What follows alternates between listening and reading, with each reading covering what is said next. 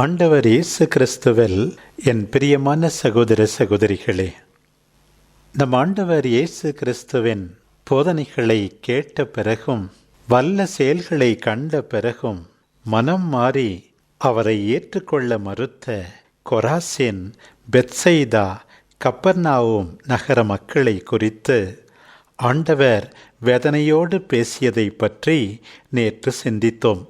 இன்றைக்கு அதை தொடர்ந்து ஆண்டவர் மெய்மறந்த மகிழ்ச்சியோடு ஒரு ஆனந்த பரவசத்தோடு என்ன உரைக்கின்றார் என்று பாருங்கள். ஏற்றுக்கொள்ளாதவர்கள் ஒரு பக்கம், ஆனால் இன்றைக்கு யார் ஏற்றுக்கொள்ளுகிறார்கள் என்று சொல்லி அதற்காக தந்தையாகிய கடவுளை போற்றுகின்றார்.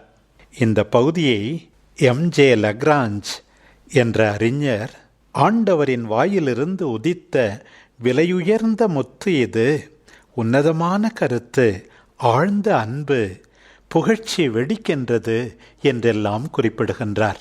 தந்தையே, விண்ணுக்கும் மண்ணுக்கும் ஆண்டவரே, உம்மை போற்றுகின்றேன்.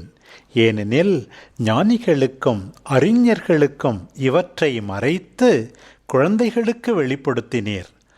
ஆம் தந்தையே, இதுவே உமது திருவுளம் என்று தந்தையோடு உரையாடுகின்றார் நம் ஆண்டவர். கடவுளை தெரிந்து கொள்ள வேண்டுமானால் நாம் எல்லாரும் நம்மையே தாழ்த்தி கொள்ள வேண்டும், குழந்தையாக இருக்க வேண்டும்.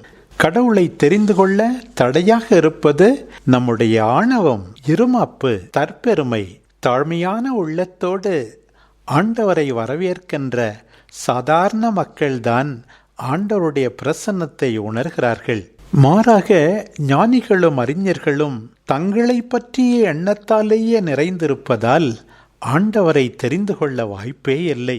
நற்செய்தியின் தொடக்கத்திலேயே எப்படி சாதாரணரை தேடி ஆண்டவர் வருகிறார், அவர்கள் எவ்வாறு ஆண்டவரை வரவேற்கின்றார்கள் என்பதை நாம் காண்கின்றோம். அன்புத்தாய் அன்னை கன்னிமரியா, யோசேப்பு, இந்த தம்பதிகள் எளியவர்கள், உழைப்பாளிகள். அவர்களிடம் ஆண்டவர் பிறந்தார்.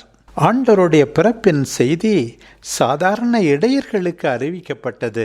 அவர்களும் சென்று இயேசு குழந்தையை கண்டார்கள்.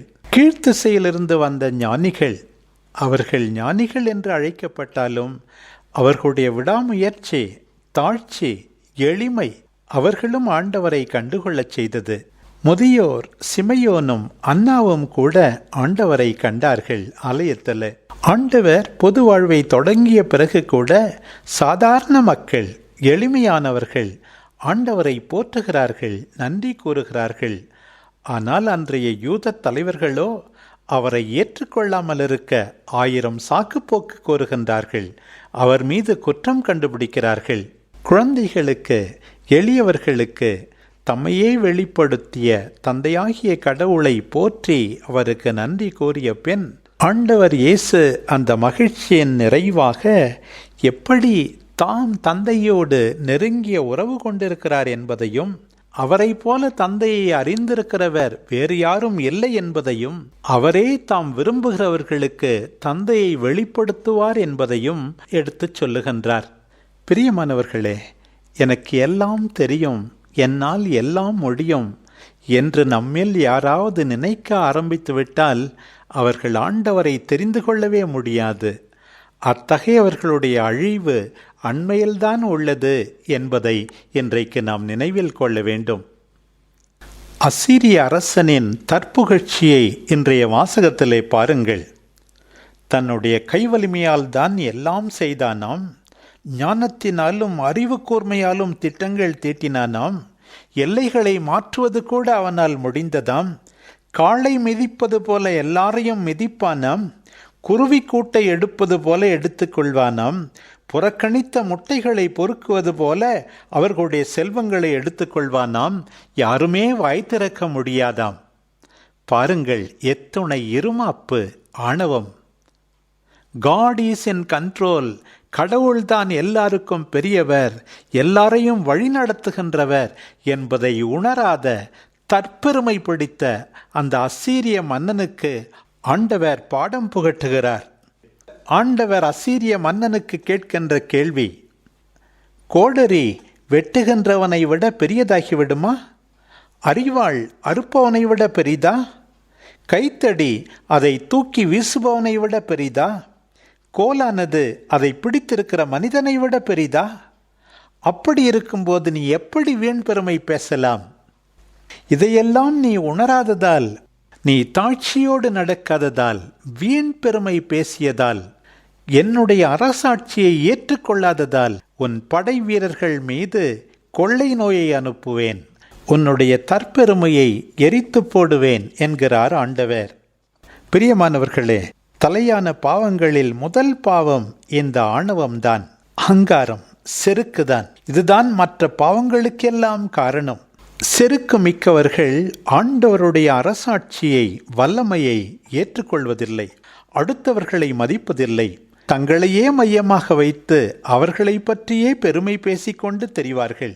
வித்தியாசமான அடுத்தவர்களுடைய கருத்துக்களை ஏற்றுக்கொள்ளவே மாட்டார்கள். தாங்கள் சாதித்தவற்றையே பட்டியலிட்டு காட்டுவார்கள். எப்போது பார்த்தாலும் அடுத்தவர்கள் தாங்கள் செய்வதை ஆமோதிக்க வேண்டும் என்று விரும்புவார்கள். இதற்கு நேர்மாறாக தாட்சியோடு இருப்பவர்களை நாம் குறிப்பிட வேண்டும். அன்னாவியம், த புவர் ஆஃப் யாவே, ஆண்டவரின் ஏழைகள், ஆண்டவருடைய விருப்பத்தை செய்ய தங்களையே அர்ப்பணிக்கிறார்கள். ஆண்டவரால் தனிப்பட்ட விதத்தில் அவர்கள் அன்பு செய்யப்படுகிறார்கள். இவர்கள் ஆண்டவரை சார்ந்திருக்கிறார்கள். அவரிடமிருந்து ஒவ்வொரு நாளும் பெற்றுக்கொள்கின்ற நன்மைக்காக, அவருடைய வல்லமைக்காக நன்றி கூறிக்கொண்டே இருக்கிறார்கள். ஆண்டவர் இயேசு தன்னுடைய போதனையினோடே மீண்டும் மீண்டும் எளிய மனத்தோடு அவரை நாம் ஏற்றுக்கொள்ள வேண்டும் என்று தானே அழைக்கின்றார்.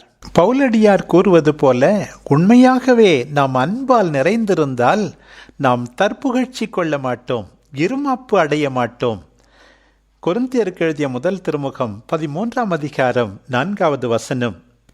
சிறு பிள்ளைகளைப் போல தாட்சியோடு நாம் இறை ஆட்சியை ஏற்றுக்கொள்ள வேண்டும். மார்க்கு நற்செய்தி 10ஆம் அதிகாரம் 15வது வசனம். தன்னுடைய சீடர்களின் பாதங்களை தாட்சியோடு கழுவிய ஆண்டவர் இயேசுவை நாம் பின்பற்ற வேண்டும். சிலுவை மரணம் மட்டும் தம்மையே தாழ்த்தி கொண்டு கீழ்ப்படிந்த அவர்தான் நம்பிக்கையாளர் அனைவருக்கும் மாதிரி.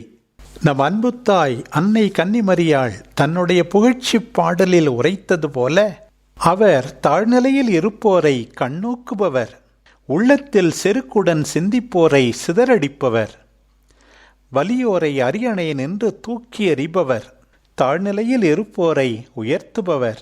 இத்தகைய ஆண்டவரில் நாமும் நம்பிக்கை கொள்வோம். குழந்தைகளைப் போல அவருடைய வார்த்தையை திறந்த மனத்தோடு ஏற்றுக்கொள்வோம். அன்றைக்கு படைபலத்தினால் போதை தலைக்கேறி தன் விருப்பப்படி ஆண்டவரை மறந்துவிட்டு அனைத்தையும் செய்த அசீரிய மன்னனுக்கு நேர்ந்த அழிவு நமக்கு வரவேண்டாம். நம்முடைய உலக செல்வங்கள், தொழிற்புரட்சி, அறிவியல் வளர்ச்சி, இவை அனைத்துமே ஆண்டவர் முன் குப்பை என்பதை உணர்ந்து கொண்டு எல்லாவற்றையும் கொடுக்கின்ற அவரையே நம்பியிருப்போம். பவுலடியார் நம்மை பார்த்து கேட்கிறார், உங்களிடம் உள்ள அனைத்தும் நீங்கள் பெற்றுக்கொண்டவைதானே? பெற்றுக்கொண்டும் பெற்றுக்கொள்ளாதது போல் பெருமை பாராட்டுவது ஏன் என்று கேட்கிறார். வீண் பெருமை கொள்ளாமல் ஆண்டவர் முன் எப்போதும் நம்மை தாழ்த்தி அவருக்கு நன்றி கூறி வாழ்வோம். நமக்குள்ளதெல்லாம் கொடுத்திருக்கின்ற ஆண்டவர் முன் நம்மையே தாழ்த்தி கொண்டு நம்முடைய சகோதர சகோதரிகளை ஒவ்வொரு நாளும் மதித்து நம்முடைய அன்பு பயணத்தை, நம்பிக்கை பயணத்தை தொடர்வோம். ஆமென்.